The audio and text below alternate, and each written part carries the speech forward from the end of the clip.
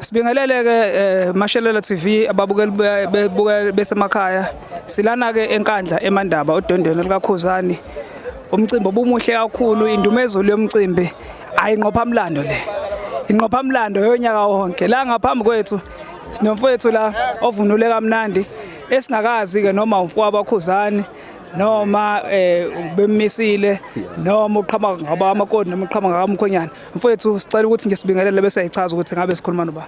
Ya ngibingelele lo khulumayo umfoko kaMnyeza suka phansi eMbumbulu endaweni yaseNkoseleni isigodi. Mfowethu. Ya njoba ngila ngizile ngokuthi mhlambe ngisohlangothi ngichabe ngizomisa nje umfowethu engimlandelayo njengoyiqhawe njengilandelayo. Ya ikona nje ukungilethela kahle kahle.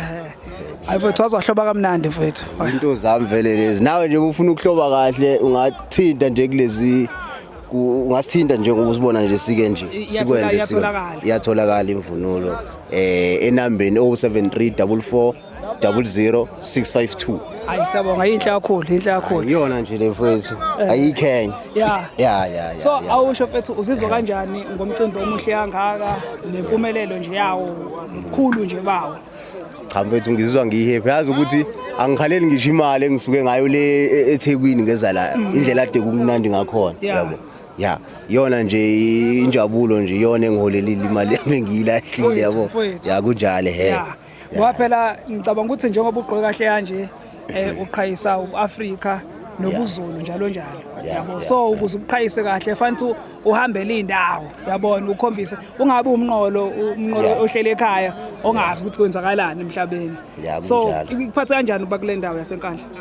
Cha nje ngasho ukuthi hayi ngiphatheke kahle engathi nje bengifisa ukuthi lo mfowethu njengoba wenzile lo mshado wakhe engathi ngingasali nje sekuba khona umdlalo ozoba kule yandawo leyana ozoba njalo nge15 njalo nje nge15 lesiza la yabo.